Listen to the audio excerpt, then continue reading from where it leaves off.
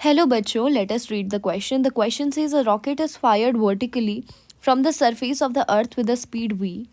How far from the earth does the rocket goes before returning to the earth, where re is the radius of earth and g is the acceleration due to gravity, and the options are given in the terms of small g, re and v.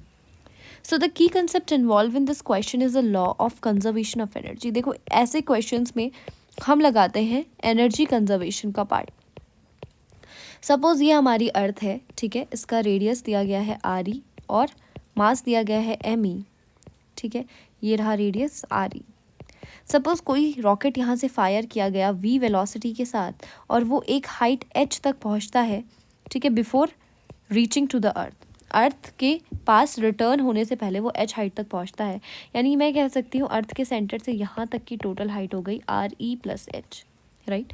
अब मैं लिखूंगी कि suppose जब तक वो अर्थ की surface में था, ठीक है, मैं लिखूंगी ऑन सरफेस, अर्थ की सरफेस में, ठीक है, उसके पास जो टोटल एनर्जी थी दैट वाज काइनेटिक एनर्जी भी थी और पोटेंशियल एनर्जी भी थी. काइनेटिक एनर्जी थी हाफ एम वी स्क्वायर, जबकि पोटेंशियल एनर्जी थी negative of G M E M divided by R E, ठीक है, जहाँ पे जी क्या है यूनिवर्सल ग्रेविटेशनल कांस्टेंट और M E mass of earth और स्मॉल एम क्या है रॉकेट का मास है, राइट.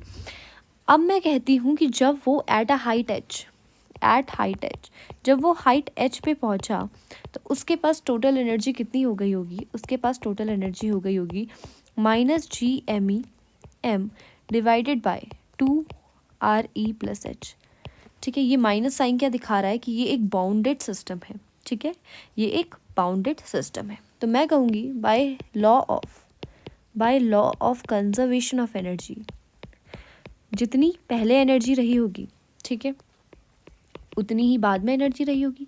यानी initial energy equals to final energy.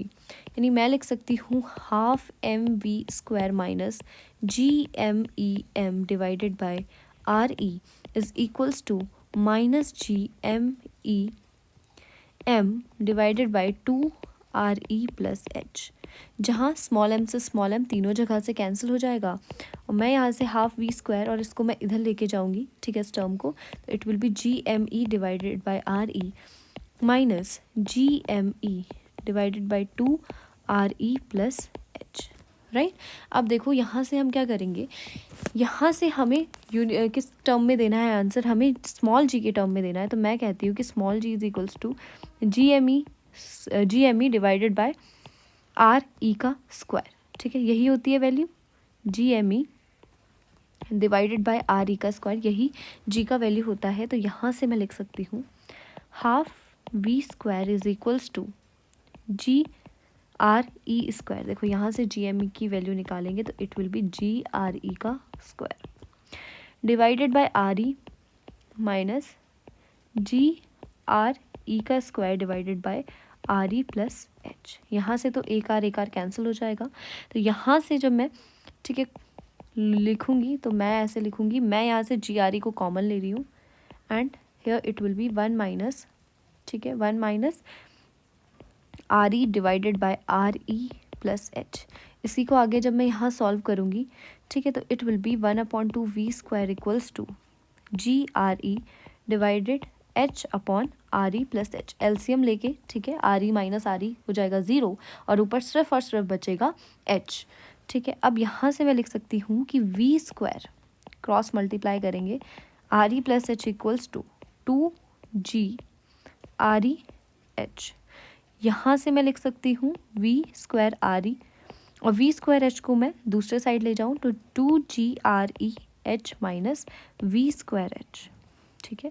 और यहाँ से ये हो जाएगा R E V square is equals to H will be common 2 G R E minus V square. और यहाँ से जो एच की फाइनल वैल्यू आएगी that will be R E V square divided by 2 G R E minus V square. This will be the final value of H. तो इतनी height पे जाके वो अर्थ पे रिटर्न करेगा, right. So the final answer will be option C, R E V square divided by 2 G R E minus V square. I hope you understood it well. All the best. Thank you.